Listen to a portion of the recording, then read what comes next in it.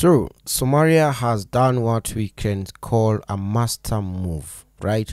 And what they did is that they've invited, or rather signed, a defense pact or defense agreement with the Turkey, so that in the defense agreement is that Turkey should station their navy in Somalia to basically patrol the Somali water for a certain period, maybe 10 years, maybe 20. No one knows the details, but that is the agreement. In return, Turkey or Turkish companies are going to be given the green light to do oil and gas exploration in Somalia in their offshore oil fields and their onshore ones, both onshore and offshore oil fields. And according to some statistics, according to some analysts, is that Somalia, so according to these analysts, is that there are some seismic reports or seismic map that were done about 30 years ago. And these kind of seismic maps show that Somalia has massive oil deposit in their offshore oil fields, and this is something that a lot of people have already suspected. And as a matter of fact, is that the countries from the Gulf, that is UAE, the Emiratis, the countries like Saudi Arabia, have always sponsored the jihadists and the opposition in Somalia to ensure that Somalia stays or remains unstable, because the fear was that if they discover oil, then it might push the prices down, or it might become a competitor for their markets. So they've been doing that, and a lot of Somalis have been suspecting that some of the things that happen there are sponsored, because we've seen Al-Shabaab, the group, right, with the new weapons that have been supplied.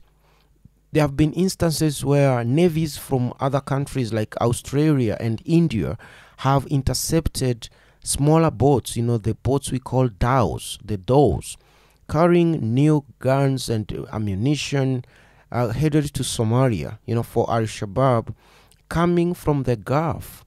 So this is something that people have already suspected, that Somalia could have more oil deposit than even Saudi Arabia.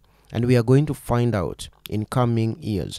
So according to this article here, is that Turkey is to drill oil off Somali coast starting from the year 2025. We are currently in 2024, mid 2024. So within few months, they are going to start doing that.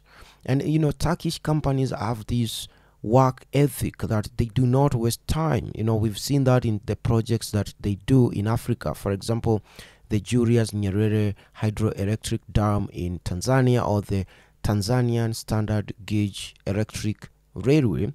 They've done it within 2 years, and they've completed it. They don't waste time. They don't do their work like the Chinese. They hit the ground running. So that is something that they're going to do. Now, the other thing, or the reason why I said Somalia is doing a master move, right? It's a master move, or a master's move, is because the other part of Somalia called Somaliland, which is the breakaway territory of Somalia, had gone into an agreement with Ethiopia to lease a certain port to Ethiopia for a period of 50 years in exchange for stock and shares in Ethiopian Airlines. You know that story. And Ethiopia threatened to go to war with, Somalia had threatened to go to war with Ethiopia. And that is when Turkey came in, because Turkey said they are going to back Somalia if Ethiopia threatens the territorial integrity of Somalia.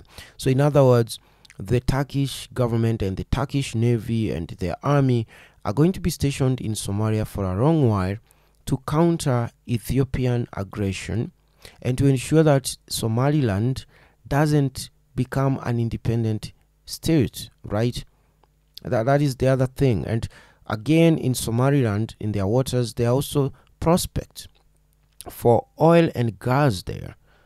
And Somalia, Mogadishu, claims those deposits or those resources belongs to them, not to Somaliland.